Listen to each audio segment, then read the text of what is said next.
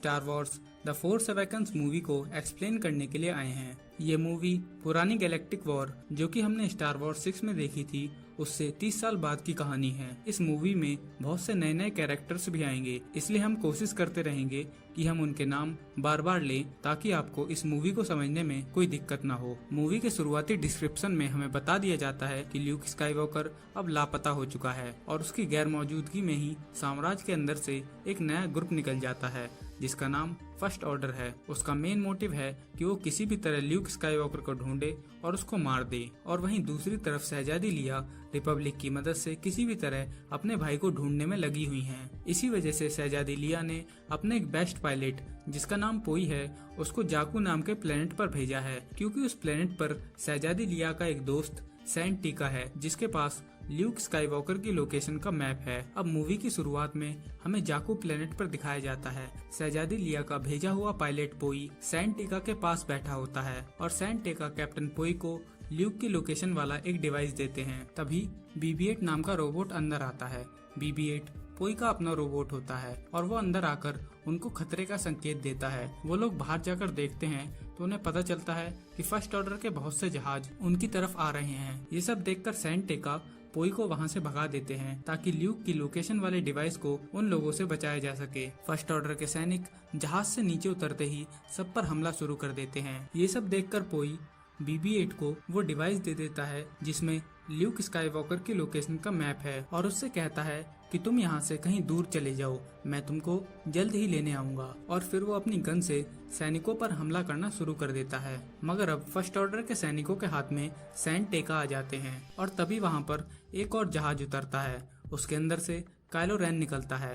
Kylo rain एक Sith Lord है। वो सैंड टीका के पास आकर ल्यूक स्काईवॉकर की लोकेशन वाला मैप मांगता है, मगर सैंड टीका उस नक्शे को देने के लिए काइलो रेन से साफ साफ मना कर देते हैं। इस बात से काइलो रेन को गुस्सा आता है और वो वहीं पर अपने लाइट सेवर से सैंड टीका को मार देता है। पोई इन सब चीजों को दूर खड़ा देख रहा था और इस घटना के बाद वो अपनी बंदूक से काइलो रेन की तरफ फायर करता है, मगर काइलो रेन उसकी बुलेट को हवा में ही फ्रीज कर देता है और फर्स्ट ऑर्डर के सैनिक कैप्टन पोई को पकड़ लेते हैं। और फिर काइलो रेन पोई को अपने स्पेसक्राफ्ट में भेज देता है और अपने सैनिकों को ऑर्डर दे देता है कि वहाँ पर बसे सभी लोगों को मार दिया जाए। काइलो रेन के सभी सैनिक उसके ऑर्डर का पालन करते हैं और एक एक करके वहाँ पर बसे सभी लोगों को मार देते हैं। मगर लोगों को मारते हुए सभी सोल्जर्स के बीच एक सोल्जर जिसका नंबर FN2816 था, वो बाकी सोल्जर्स के मुकाबले कुछ अजीब बिहेव कर रहा था। उसको उस समय लोगों को मारना बिल्कुल गलत लग रहा था। अब अगले सीन में हमें जाकू प्लेनेट पर ही एक लड़की को दिखाया जाता है। वो लड़की वहाँ पर पड़े खंडर जहाजों से उनके स्पेयर पार्ट्स निकालकर वहाँ से चली जाती है और फिर वो उन स्पेयर पार्ट्स को एक जगह बेच देती है जिससे उसे कुछ पैसे मिलते हैं और उन्हीं पैसों से वो अपने खाने पीने का इंतजाम करती है। अब थोड़ी देर बाद जब वो एक जगह बैठी हुई थी तब उसे कुछ आवाजें सुनाई देती हैं। जब वो उन आवाजों के पीछे जाती है तो देखती है कि एक आदमी ने BB-8 जो कि पोई का रोबोट है उसको कैद कर रखा है। BB-8 उसके जाल में फंसा हुआ था तो वो लड़की रे वहाँ पर जाकर BB-8 को उसकी कैद से छुड़ा लेती है। BB-8 के पास अपना कोई ठिकाना तो था नहीं, इसलिए वो रे के पीछे पीछे चलने लगता है और BB-8 के द्वारा थोड़ी सी जिद करने के बाद रे भी उसको अपने साथ रखने के लिए मान जाती है। अब सीन को फर्स्ट ऑर्डर के सैनिकों के बेस पर शिफ्ट किया जाता है। उनके बेस का नाम स्टार किलर होता है। वहाँ पर पायलट पोई को बंदी बनाकर रखा हुआ था। काइलो रेन कैप्टन पोई के पास आता है और उससे ल्यूक स्काईवॉकर की लोकेशन के नक्शे के बारे में बात करता है, मगर पोई उस नक्शे के बारे में बताने से साफ साफ मना कर देता है। तो काइलो रेन नक्शे के बारे में जानकारी निकालने के लिए अपनी फोर्स की शक्तियों से पोई को टॉर्चर करने लगता है। पोई इस टॉर्चर को सहन नहीं कर पाता और वो बता देता है कि नक्शा एक छोटे ड्रॉइड BB-8 के पास है। और बात पता चलते ही काइलो रेन अपने सैनिकों को BB-8 को ढूंढने का ऑर्डर दे देता है। अब हमें उसी रोबोट को दिखाया जाता है जिसका नंबर FN2817 था, जो कि लड़ाई में लोगों को मरता हुआ देखकर परेशान हो रहा था। वो चुपचाप पोई के पास आकर उसको कैद से छुड़ा लेता है और पोई के सामने स्टार किलर बेस से भागने का एक प्रपोजल रखता है। पोई भी उस प्रपोजल को सुनकर खुश हो जाता है और उस सोल्जर का साथ देने लगता है। अब वो दोनों चुपचाप बिना किसी की नजरों में आए एक जहाज पर बैठ जाते हैं और उस जहाज को चुराकर वहाँ से भाग जाते हैं। जहाज के अंदर पोई उस सोल्जर से पूछता है कि तुम्हारा नाम क्या है, तो वो बताता है कि मेरे पास कोई नाम नहीं है। बल्कि मेरे पास सिर्फ एक नंबर है जो कि FN2817 है। तो पोई कहता है कि तुम्हारे पास कोई नाम नहीं है, इस वजह से आज से मैं तुम्हें फिन नाम से बुलाऊंगा और हम भी अब से इस सोल्जर को फिन बुलाया करेंगे। मगर उनकी इसी बातचीत के बीच स्टार किलर बेस से एक मिसाइल आती है जो कि सीधा उनके जहाज में जाकर टकराती है। इस वजह से उनका जहाज क्रैश होता हुआ सीधा जाकू के रेगिस्तान में जा गिरता है। अब हमें क्रैश के थोड़े समय बाद दिखाया जाता है। इस क्रैश में फिन तो बच जाता है, मगर फिन को आसपास पोई कहीं नहीं दिखता। फिन पोई को ढूंढने के लिए जहाज के अंदर भी जाता है, मगर फिन को वहाँ पर पोई की जैकेट के अलावा कुछ भी नहीं मिलता। इस वजह से फिन ऐसा समझ लेता है कि पोई इस हादसे में मर चुका है। अब फिन अकेला ही उस गर्म रेगिस्तान में पोई की जैकेट पहनकर आगे की तरफ बढ़ने लगता है। कुछ दूर जाकर उसे एक बस्ती दिखती है। वहाँ पर जाकर फिन सबसे पहले पानी पीता है, मगर फिन के पास ही उस समय रे और BB-8 होते हैं। और जैसे ही BB-8 फिन को देखता है, वो अपनी कोड लैंग्वेज में रे से कुछ कहता है और उसके बाद रे तुरंत ही फिन का पीछा करने लगती है। थोड़ी ही देर में रे फिन को पकड़ लेती है और उससे पकड़कर पूछती है कि तुमने ये जैकेट कहाँ से चुराई? ये जैकेट इस BB-8 रोबोट के मास्टर की है। तो इस पर फिन उनको बताता है कि किस तरह वो लोग फर्स्ट ऑर्डर की कैद से निकले, मगर एक क्रैश लैंडिंग में उसका मास्टर पोई हमेशा के लिए मर गया और अब बस उसकी एक जैकेट बची हुई है। रे जब फिन की बहादुरी भरी कहानी सुनती है तो वो सोचती है कि फिन जरूर बागियों की तरफ से है, मगर तब तक उन पर फर्स्ट ऑर्डर के सैनिक हमला कर देते हैं जिनको BB-8 की खोज थी, क्योंकि उसके पास ल्यूक स्काईवॉकर की लोकेशन वाला मैप था। अब वो तीनों इस हमले से बचते हुए इधर उधर भागते हैं और भागते हुए एंड में वो एक शिप के अंदर आ जाते हैं। वो शिप कोई और नहीं बल्कि हान सोलो का आइकॉनिक जहाज मिलेनियम फैल्कन होता है। रे बड़ी मशक्कत के साथ उस जहाज को उड़ाती है और फर्स्ट ऑर्डर के जहाजों को चकमा देती हुई स्पेस के अंदर चली जाती है। और जब काइलो रेन के पास खबर पहुंचती है कि उस छोटे से BB-8 रोबोट के साथ एक लड़की और उनका ही एक रोबोट भी मिल चुका है, तो इस बात को सुनकर वो बहुत ज्यादा गुस्सा होता है। अब अगले सीन में हमें मिलेनियम फैल्कन के अंदर दिखाया जाता है। मिलेनियम फैल्कन स्पेस में ही एक दूसरे बड़े जहाज के अंदर खिंचा चला आता है। ये सब देखकर फिन और रे को ऐसा लगता है कि वो लोग अब फर्स्ट ऑर्डर की कैद में आ चुके हैं। इस वजह से वो उसी जहाज के अंदर छुप जाते हैं और तभी उनके जहाज के अंदर दो लोग आते हैं। वो दो लोग कोई और नहीं बल्कि हान सोलो और च्यूई थे। हान सोलो आसानी से उनको ढूंढ लेता है और कहता है कि ये उसका जहाज मिलेनियम फैल्कन है। ये बात सुनकर रे बहुत ज्यादा एक्साइटेड हो जाती है, क्योंकि उसने बचपन में हान सोलो और उसके जहाज से रिलेटेड बहुत सी कहानियां सुनी थी। अगले सीन में हमें स्नोक को दिखाया जाता है। स्नोक साम्राज्य के अंदर से निकले हुए ग्रुप फर्स्ट ऑर्डर का मेन लीडर था। स्नोक के सामने जनरल हक्स और काइलो रेन खड़े हुए थे। जनरल हक्स स्नोक से कहते हैं कि हमें अपने नए बनाए गए स्टार किलर हथियार का बागियों के ऊपर प्रयोग करना चाहिए, ताकि एक ही बार में सभी बागियों का अंत हो सके। ये बात सुनकर स्नोक भी बहुत ज्यादा खुश होता है और वो जनरल हक्स से कहता है कि अपने स्टार किलर हथियार को चार्ज करने की तैयारी शुरू की जाए। और फिर अब स्नोक काइलो रेन से कहता है कि तुम्हें जिस BB-8 रोबोट की तलाश है, उस BB-8 के साथ अब हान सोलो भी जुड़ चुका है, जो कि तुम्हारा पिता है। और यहाँ पर हमें सबसे पहले रिवील होता है कि काइलो रेन कोई और नहीं बल्कि हान सोलो का अपना बेटा है। अब अगले सीन में हमें मिलेनियम फैल्कन के अंदर दिखाया जाता है, जहाँ पर BB-8 सबके सामने ल्यूक स्काईवॉकर की लोकेशन का मैप खोल देता है। उस नक्शे को देखने के बाद हान सोलो कहता है कि ये नक्शा कोई पूरा नक्शा नहीं है, बल्कि ये मेन नक्शे का एक छोटा सा टुकड़ा है। इसके बाद रे हान सोलो से पूछती है कि ल्यूक स्काईवॉकर के ऐसे गायब होने का कारण क्या था। तो हान सोलो रे को बताता है कि ल्यूक जेडाई योद्धाओं की एक नई पीढ़ी तैयार करना चाहता था, मगर जब ल्यूक उन सबको ट्रेन कर रहा था तब उनमें से ही उसका एक शिष्य डार्क साइड की ओर चला जाता है और वह वहाँ पर सब कुछ तहस नहस कर देता है। इन सब घटनाओं का जिम्मेदार ल्यूक अपने आप को मानता है और इस वजह से वो हमेशा के लिए कहीं दूर चला गया है। और यहाँ पर हान सोलो जिस लड़के की बात कर रहा है जो कि डार्क साइड की ओर चला गया, वो कोई और नहीं बल्कि हान सोलो का बेटा काइलो रेन ही है। अब आगे हमें दिखाया जाता है कि हान सोलो के जहाज में हाइपर ड्राइव की कमी थी। इस वजह से हान सोलो उसको लेने के लिए अपनी एक पुरानी दोस्त मेज के पास जाता है, जो कि टकोडना नाम के प्लेनेट पर होती है। हान सोलो जब उस ग्रह के अंदर जाता है तो वहाँ के लोग BB-8 को देखकर ही पहचान जाते हैं कि ये वही रोबोट है जिसकी फर्स्ट ऑर्डर को तलाश है। इस वजह से उनमें से एक लेडी फर्स्ट ऑर्डर को खबर कर देती है कि जिस रोबोट को आप ढूंढ रहे हैं वो टकोडना ग्रह पर मौजूद है। वो सब लोग मेज के पास बैठे होते हैं और वहाँ पर बागियों और फर्स्ट ऑर्डर के बीच चल रही लड़ाई को जीतने की बात करते हैं। तो उनकी इस बात पर फिन कहता है कि यह युद्ध बागियों के द्वारा कभी भी जीता नहीं जा सकता, क्योंकि फिन शुरुआत से ही फर्स्ट ऑर्डर के अंडर काम कर रहा था। उसको पता था कि फर्स्ट ऑर्डर कितना शक्तिशाली है, उससे जीतना कोई आम बात नहीं है। इस वजह से फिन कह देता है कि उसे इस लड़ाई के अंदर कोई इंटरेस्ट नहीं है और वो उनके साथ इस लड़ाई के अंदर नहीं जाना चाहता। तो इस पर मेज कहती है कि अगर तुम्हें इस लड़ाई से दूर जाना है तो तुम जा सकते हो, तुम्हें कोई नहीं रोकेगा। और फिर फिन वहाँ से चला जाता है। रे फिन को रोकने की कोशिश करती है तो फिन रे को वहाँ पे बताता है कि वो बागियों के साथ कभी था ही नहीं, वो तो फर्स्ट ऑर्डर के अंदर एक स्ट्रॉन्ग ट्रूपर यानी एक सैनिक हुआ करता था। वो कहता है कि फर्स्ट ऑर्डर बहुत ज्यादा शक्तिशाली है, उससे जीतना नामुमकिन है, इस वजह से वो लड़ाई में किसी का भी साथ नहीं देना चाहता और यहाँ से जाना चाहता है। तभी रे को एक अंडरग्राउंड जगह से कुछ आवाजें आती हैं। रे उन आवाजों को सुनती हुई उनके पीछे जाती है और कुछ दूर चलकर उसे एक बॉक्स रखा हुआ मिलता है जिसके अंदर से आवाजें आ रही थी। रे उस बॉक्स को खोलती है तो उसे उसके अंदर एक लाइट सेबर मिलता है और जैसे ही रे लाइट सेबर को छूती है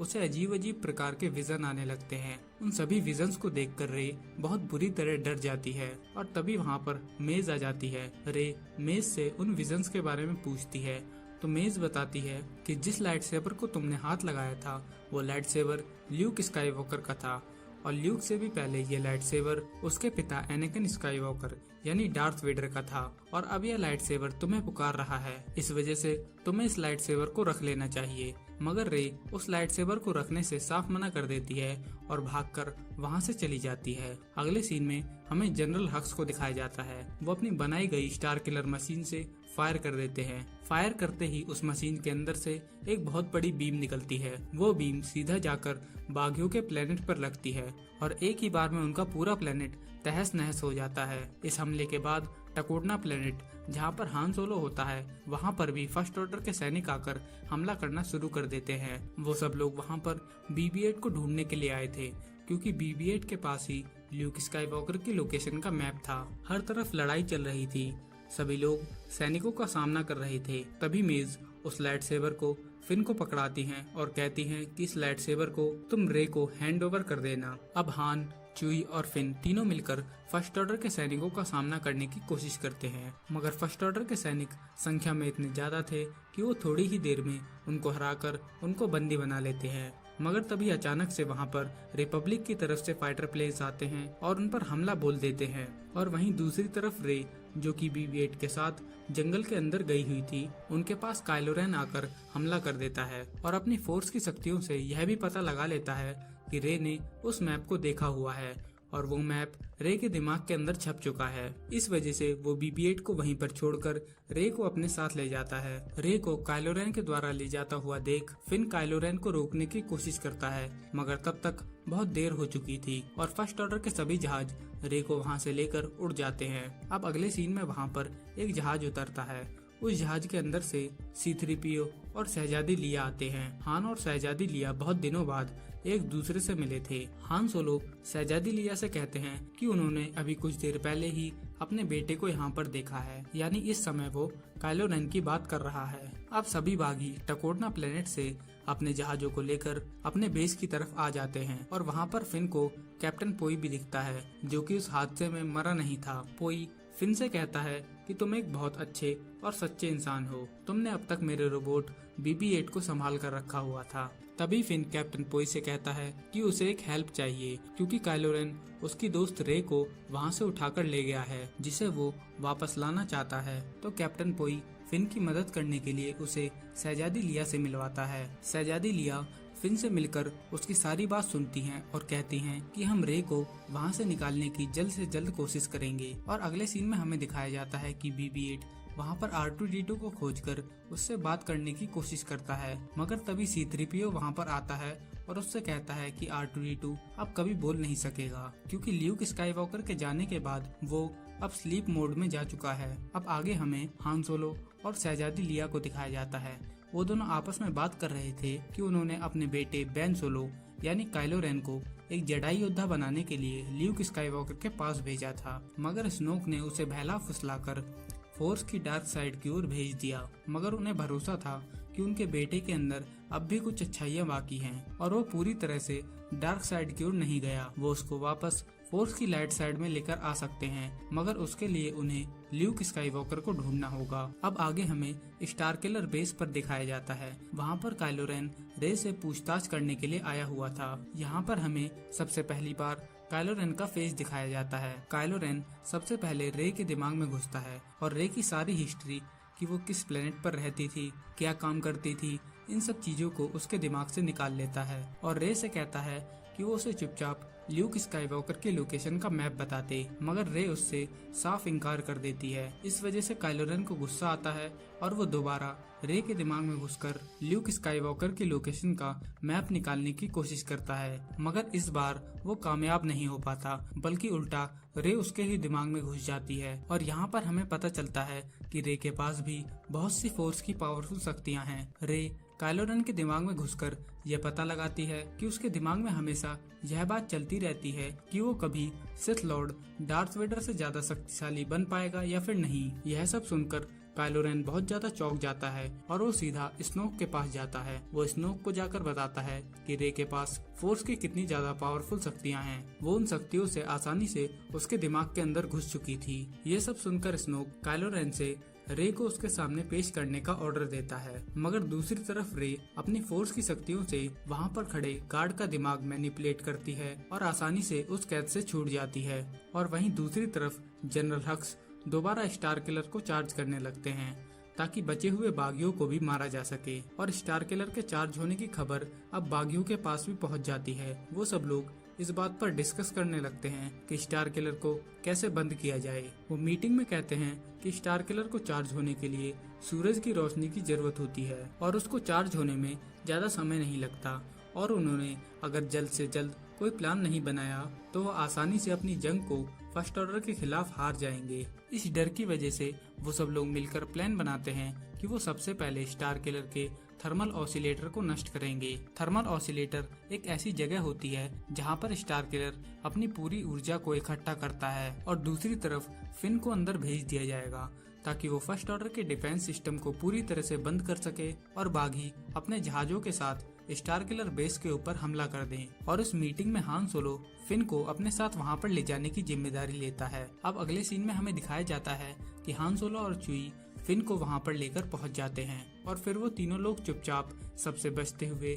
स्टार किलर के बेस के अंदर पहुंच जाते हैं। अंदर जाकर वो लोग मेन कैप्टन को अपने कब्जे में कर लेते हैं, जो कि पूरे सिक्योरिटी सिस्टम को हैंडल करता है। बंदूक की नोक पर वो उससे वहाँ की पूरी शील्ड को हटवा देते हैं। जैसे ही शील्ड हटती है, बागियों के जहाज अंदर घुस जाते हैं और हमला करना शुरू कर देते हैं। अब हान सोलो, च्यूई और फिन का अगला मकसद होता है कि वो किसी भी तरह रे को ढूंढ ले और वहाँ से जल्द निकल जाएं। मगर जैसा कि हमने पहले देखा था कि रे उनकी कैद से छूट चुकी थी और कुछ ही देर में रे वहाँ पर छुपती हुई उन तीनों को भी मिल जाती है। अब वो चारों लोग मिलकर चुपचाप वहाँ से बाहर की ओर निकलने लगते हैं, मगर तभी हमें बाहर चल रही लड़ाई में दिखाया जाता है। स्टार किलर की बहुत सी मिसाइल एक साथ आकर बागियों के बहुत से जहाजों को नष्ट कर देती हैं। इस वजह से बागियों के पास बहुत कम जहाज बचते हैं और शायद से इन जहाजों के साथ स्टार किलर के थर्मल ऑसिलेटर को नष्ट कर पाना एक बहुत नामुमकिन कार्य था। बाहर वहाँ से भागता हुआ हान सोलो इन सब चीजों को देख लेता है। इस वजह से वो वहाँ पर थर्मल ऑसिलेटर के अंदर चला जाता है।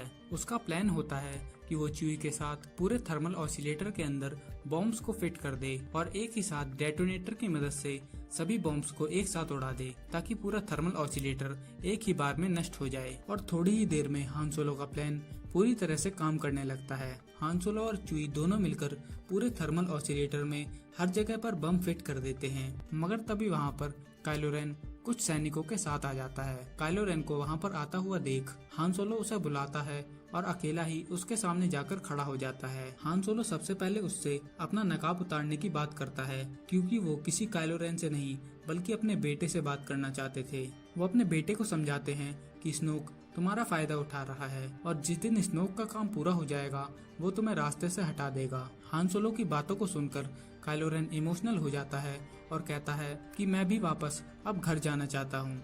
मैं अंदर से पूरी तरह से टूट चुका हूँ, मगर शायद से मेरे पास इतनी हिम्मत नहीं है कि मैं अब वापस इन सब चीजों को छोड़ दूं। और कहता है कि मुझे पता है कि आप मेरी मदद करोगे, और अपने लाइट सेबर को हान सोलो की तरफ बढ़ा देता है। मगर जैसे ही हान सोलो उस लाइट सेबर को छूता है, काइलो रेन उस लाइट सेबर से अपने पिता हान सोलो को मार देता है और हान सोलो को वहाँ से नीचे की तरफ फेंक देता है। शहजादी लिया को भी अपनी फोर्स की शक्तियों से हान सोलो की मृत्यु के बारे में पता चल जाता है। वो इस बात से बहुत ज्यादा परेशान होती हैं और इस घटना के बाद चुई अपनी बंदूक से काइलो रेन के ऊपर फायरिंग करने लगता है और डेटोनेटर की मदद से वहाँ पर एक बहुत बड़ा धमाका कर देता है। मगर उस धमाके से अब भी थर्मल ऑसिलेटर पूरी तरह से नष्ट नहीं हुआ था, वो अब भी थोड़ा थोड़ा काम कर रहा था। धमाके के बाद रे और फिन दोनों वहाँ से भाग रहे थे, मगर तभी उनके सामने काइलो रेन आ जाता है। सबसे पहले वो अपनी फोर्स की शक्ति से रे को बेहोश कर देता है।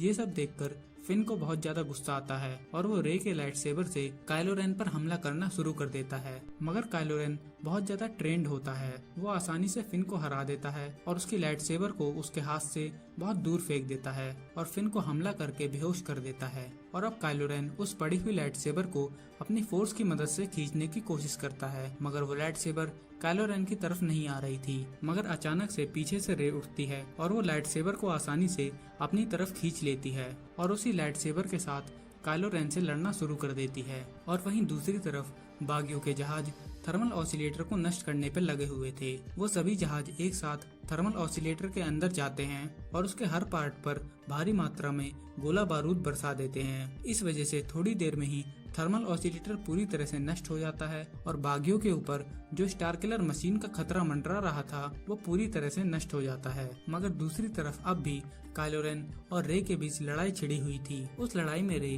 काइलो रेन के ऊपर भारी पड़ती हुई दिखाई देती है। वो काइलो रेन को आसानी से जख्मी कर देती है और वहाँ से फिन को लेकर चली जाती है। थर्मल ऑसिलेटर के नष्ट होने की वजह से स्टार किलर बेस भी अब पूरी तरह से टूटने लगा था। जनरल हक्स स्नोक से जाकर पूछते हैं कि अब क्या किया जाए, तो स्नोक जनरल हक्स से कहता है कि तुम किसी तरह वहाँ से काइलो रेन को निकाल कर लेकर आ जाओ। और तभी दूसरी तरफ टूटते हुए स्टार किलर बेस पर बेहोश फिन और रे की मदद करने के लिए चुई फैल्कन जहाज के साथ आता है और उन दोनों को वहां से लेकर चला जाता है और कुछ ही देर में पूरा स्टार किलर बेस थोड़ी देर बाद नष्ट हो जाता है। अब सभी बागी अपने अपने जहाजों के साथ अपने अड्डे पर पहुंच जाते हैं और दूसरी तरफ R2-D2 भी अब स्लीप मोड से उड़ जाता है। R2-D2 को जब शहजादी लिया के सामने पेश किया जाता है तो R2-D2 वहां पर सबके सामने एक बड़ा सा मैप खोलता है। उस मैप के अंदर सिर्फ एक टुकड़ा मिसिंग था। ये मैप का टुकड़ा वही टुकड़ा है जो कि शुरुआत से आखिरी तक अब तक BB-8 के पास था।